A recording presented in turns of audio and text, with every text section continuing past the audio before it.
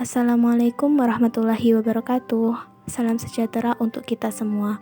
Syukur kita ucapkan atas nikmat kesehatan dan kesempatan yang Allah SWT berikan kepada kita semua, sehingga kita tetap bisa belajar meskipun secara virtual dalam pertemuan hari ini. Pada kesempatan kali ini, kami dari kelompok 8 akan menyampaikan materi presentasi yang berjudul Pengembangan Prota dalam pembelajaran tematik.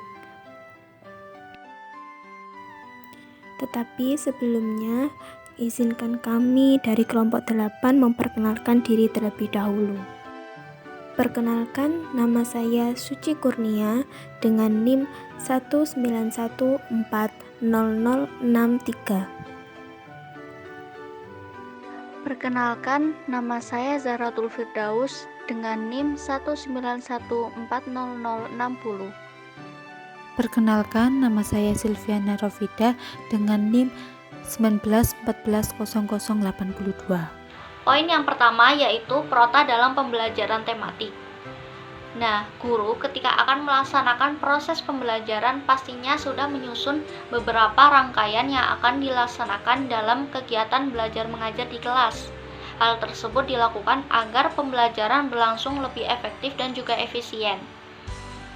Nah, guru itu pastinya sudah membuat suatu program yang secara kompleks akan dilaksanakan dalam 1 tahun ajaran yang dinamakan Prota, yaitu program tahunan.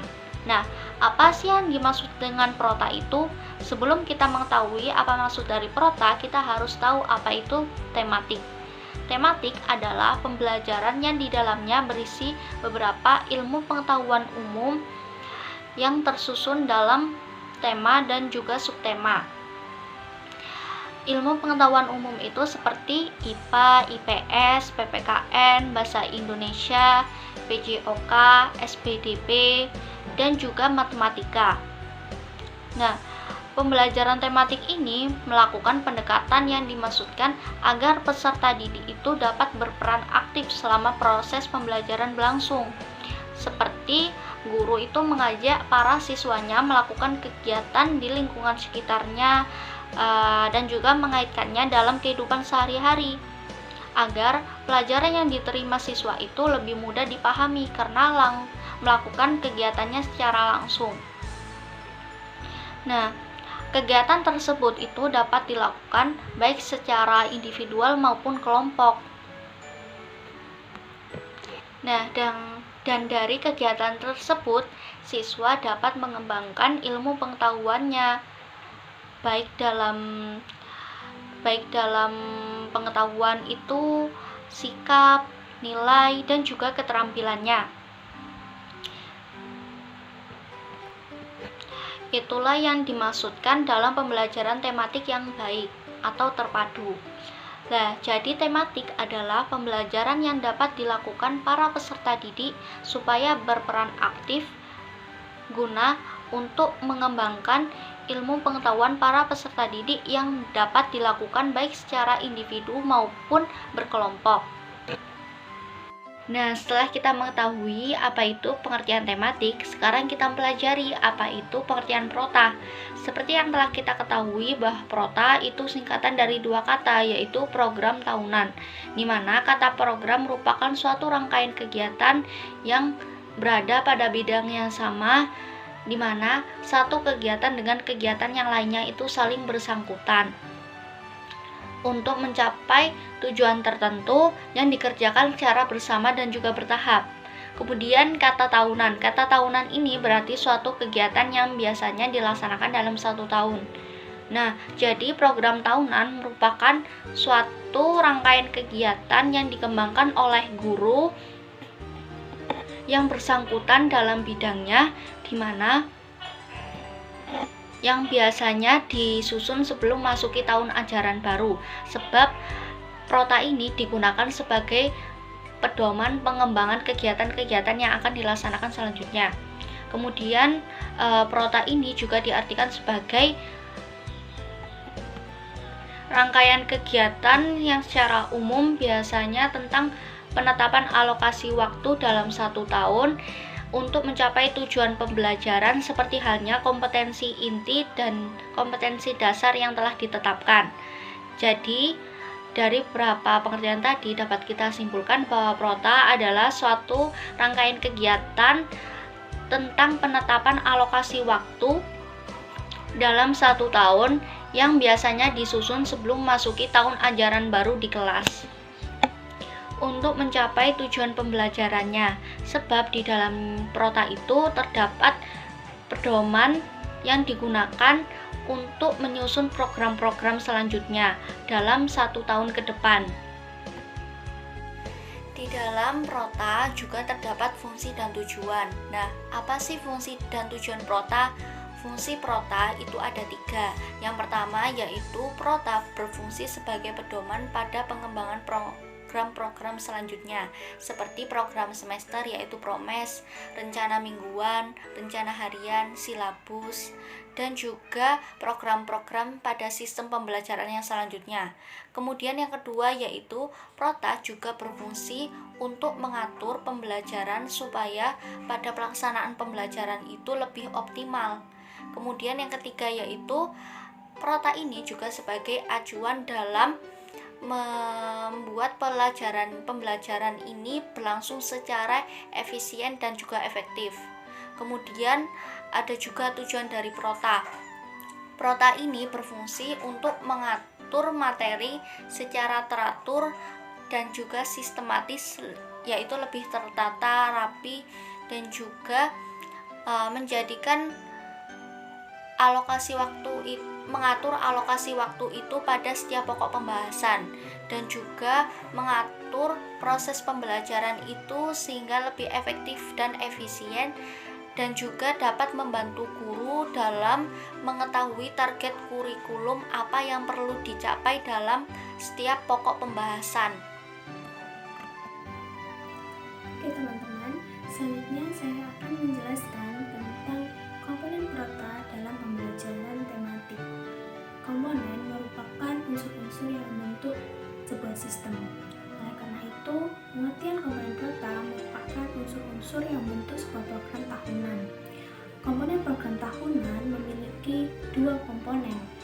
Komponen yang pertama adalah komponen identitas. Kemudian komponen yang kedua adalah format isian. Untuk komponen yang pertama yakni identitas, ini terdiri atas yang pertama adalah satuan pendidikan, kemudian yang kedua adalah kelas, yang ketiga adalah muatan pelajaran yakni tematik, dan yang keempat adalah tahun pelajaran. Kemudian untuk komponen yang kedua yakni format isian. Format isian ini merupakan sebuah aturan atau bentuk dalam pembuatan program tahunan. Format isian Prota meliputi tema, subtema, dan alokasi waktu. Berikut contoh komponen Prota dalam pembelajaran tematik. Selanjutnya saya akan membahas tentang pengembangan Prota dalam pembelajaran tematik. Prota atau program tahunan disusun atau dikembangkan dengan beberapa tahapan yang telah ditetapkan berdasarkan langkah-langkah. Langkah-langkah penyusunan program tahunan yang pertama yaitu mengeluas tema dan subtema. Kita harus mengetahui apa saja dan berapa jumlah tema serta subtema dalam buku tematik suatu kelas selama 1 tahun. Seperti contoh pada kelas 1 terdapat 8 tema dan 32 subtema dalam 1 tahun. Langkah yang kedua yaitu menelaah kalender akademik dan ciri khas dari suatu pendidikan. Hal ini berdasarkan kebutuhan pada suatu pendidikan yang dalam pembahasan ini yakni SD atau MI. Langkah yang ketiga yaitu menandai hari libur pada kalender akademik, seperti menandai hari libur keagamaan, hari libur umum, menandai pemulaan tahun pembelajaran, dan yang terakhir yaitu menandai minggu belajar efektif.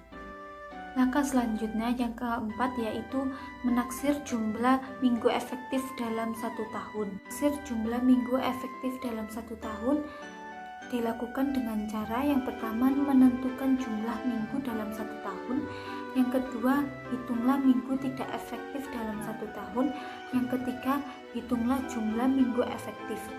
Untuk menghitung jumlah minggu efektif dapat dilakukan dengan cara menjumlah minggu dalam 1 tahun, kemudian dikurangi dengan jumlah minggu tidak efektif. Terakhir yaitu membagikan alokasi waktu minggu belajar efektif terhadap subtema. Dalam membagi alokasi waktu minggu belajar efektif, yang perlu diperhatikan yaitu harus mempertimbangkan jumlah jam pelajaran, struktur kurikulum, serta tingkat kedalaman materi yang harus dikuasai oleh siswa. Memang bagi calon seorang guru, kita dituntut untuk membuat program pembelajaran sebelum proses pembelajaran dimulai. Hal ini bertujuan agar proses belajar mengajar berjalan dengan baik. Di sini kelompok kami akan memberikan contoh program tahunan tematik pada kelas 1 tahun ajaran 2020-2021. Contoh program tahunan tematik yang kami berikan, yang pertama terdapat komponen identitas yang terdiri dari kelas, di situ ditulis kelas 1. Yang kedua muatan pelajaran, di situ ditulis pelajaran tematik yang terdiri dari PPKN, Bahasa Indonesia, Matematika, SPDP, dan PJUK. Yang terakhir ada tahun pelajaran, yaitu pelajaran 2020-2021. Yang kedua terdapat format isian yang terdiri dari nomor, tema, subtema, dan alokasi waktu. Pada kelas 1 terdapat 8 tema dan 32 subtema yang harus diajarkan dan harus diselesaikan.